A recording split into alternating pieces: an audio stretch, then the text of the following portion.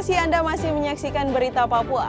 Dan bagi Anda yang baru bergabung bersama dengan kami, akan kami sajikan kembali 3 berita utama kami hari ini. Sidak ke perbatasan Papua Nugini. Wali Kota Jayapura menemukan belasan warga Papua Nugini masuk Indonesia tanpa surat resmi.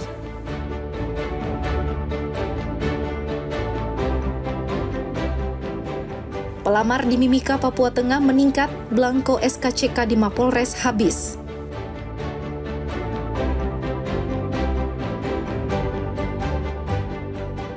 Berkunjung ke Jayapura, jangan lupa mampir ke Danau Sentani untuk menikmati kuliner papeda dan kuah ikan mujair.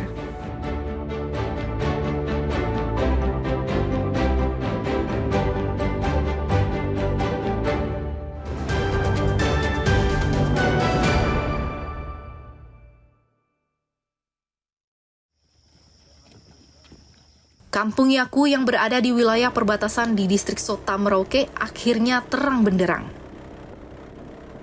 Satgas TNI Yonif 132 Kala Hitam yang bertugas di perbatasan memasang lampu penerangan di rumah maupun di jalan.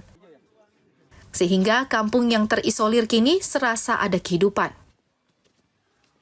Ada 25 lampu penerangan dengan tenaga solar cell yang terpasang di kampung ini. Warga sangat senang karena selama berpuluh-puluh tahun mereka belum menikmati aliran listrik dan hidup dalam kegelapan.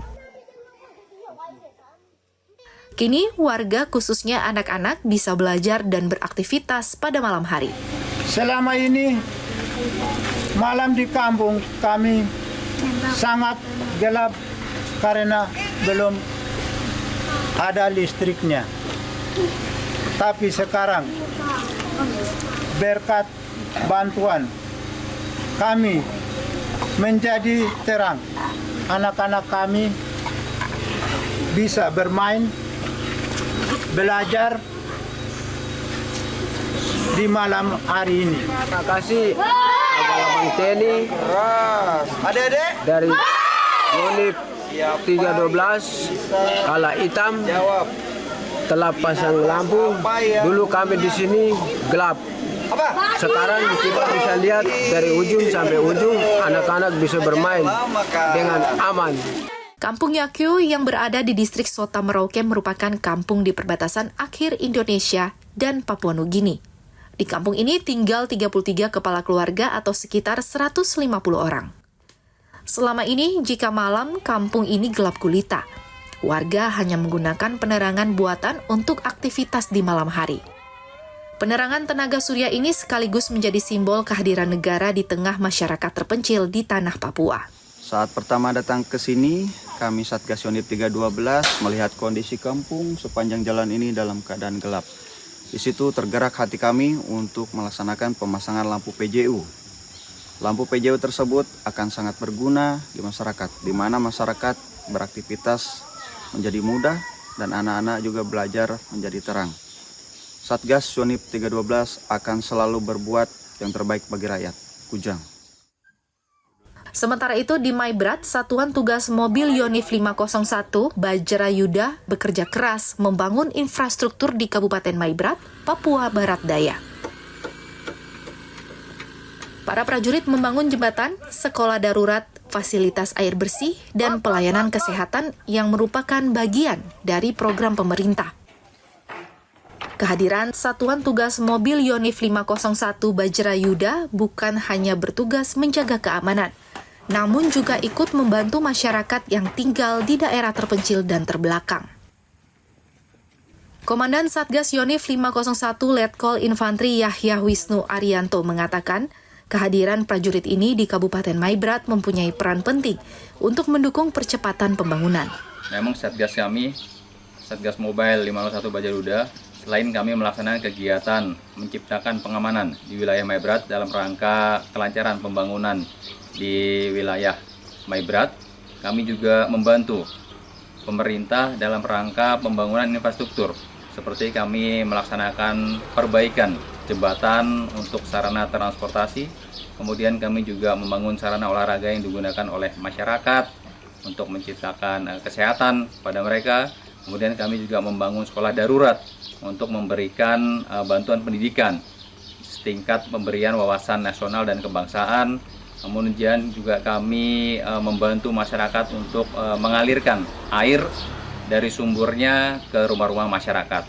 Besar harapan kami apa yang kami lakukan ini bisa bermanfaat buat masyarakat dan masyarakat merasa senang dan bangga dengan kehadiran kami di tengah-tengah masyarakat. TNI berkomitmen menjaga stabilitas wilayah sekaligus membangun kedekatan yang harmonis dengan masyarakat setempat. Ridwan dan Hendra melaporkan dari Merauke dan Maibrat.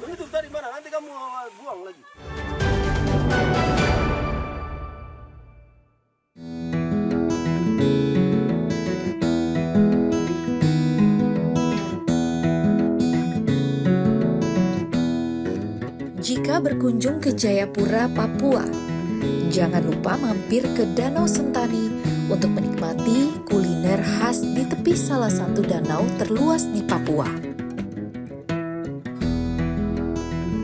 Di sini kita dapat menemui makanan khas Jayapura, seperti ikan mujair, tumis kangkung bunga pepaya, pisang goreng, hingga woku-woku, serta papeda masak kuah kuning. Papeda telah dikenal sebagai makanan khas Papua. Tetapi sebenarnya tak semua daerah di Papua memiliki pohon sagu. Di Jayapura, hutan sagu paling banyak dijumpai di pesisir Danau Sentani. Di sana, masyarakat memiliki budaya tokok sagu secara tradisional. Sagu hasil tokok inilah yang selanjutnya diolah menjadi papeda. Papeda biasanya dihidangkan bersama ikan kuah kuning dan tumisan kangkung bunga pepaya. Papeda disajikan bersama dengan kuliner khas Sentani lainnya, yakni ikan mujair bakar, serta kangkung cah dan tidak lupa sambal. Cara membuat papeda sangat mudah. Pertama-tama, siapkan panci yang akan dipakai untuk membuat papeda. Kemudian masukkan air sebanyak 3 gelas. Selanjutnya didihkan. Jika air sudah mendidih, siapkan wadah lain yang tahan panas. Kemudian masukkan air mendidih ke dalam wadah berisi sagu. Tuangkan air sedikit demi sedikit sambil terus diaduk. Disinilah kesabaran akan diuji, karena untuk mendapatkan tekstur yang kental perlu kesabaran. Setelah tepung sagu kental, maka papeda sudah siap dihidangkan. Papeda sangat cocok berpasangan dengan ikan mujair kuah kuning. Cara memasaknya, kunyit, daun bawang, serai, dan lombok yang sudah dihaluskan, ditumis sampai wangi, lalu masukkan semua bahan kecuali jeruk nipis dan kemangi. Setelah wangi, matikan kompor dan masukkan perasan jeruk nipis beserta kemangi. Aduk-aduk kembali supaya semua bisa merata. Lalu terakhir masukkan ikan dan tunggu beberapa menit sampai matang. Menu ini favorit di kalangan penikmat ikan kuah kuning. Mereka sangat menyukai kuliner ini karena rasanya yang sangat lezat. Enak sekali, asam-asam. Asam-asam yang luar biasa. Asam enak juga pasti.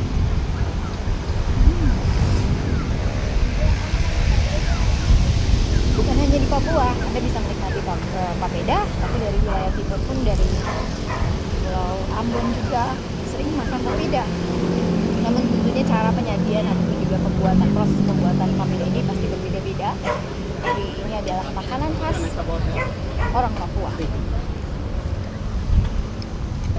Bagus di sini, terus minimal anak-anak muda bisa makan di sini papeda, apalagi papeda ini khas Papua ya. Ya kebetulan kan ikannya bagus, sayur juga bagus, papeda bagus, toh. Tempatnya juga bagus, di belakang pemandangannya bagus, belakang juga luas sekali, toh. Nah itu, saya enak lah, toh.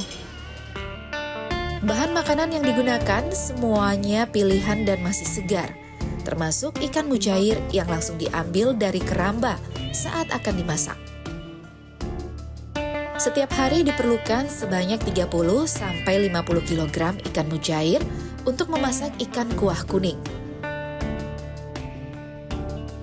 Makanan popeda kuah kuning, ada popeda kuah asam, ada mujair woku, bumbunya betul-betul terasa sekali. Seperti itu, woku betul-betul woku yang terasa sangat kental dengan bumbu. Kalau kami melihat dari statistik pembelian orang atau favorit orang di sini, makanannya yang paling nomor 1 adalah mujair woku, kemudian popeda kuah kuning, terus popeda kuah asam. Sambil menikmati kuliner khas Sentani, di sini bonusnya pengunjung juga bisa menyaksikan pemandangan dan senja Danau Sentani yang berada di bawah kaki pegunungan cagar alam Cyclops. Rianto Nai melaporkan dari Jayapura, Papua. Pemirsa, berita yang baru saja Anda saksikan sekaligus menjadi penutup jumpa kita dalam Berita Papua hari ini. Bersama kru yang bertugas, saya Cynthia Delima mengucapkan terima kasih atas perhatian Anda. Kami pamit undur diri, selamat pagi, semangat pagi, Wanyambe.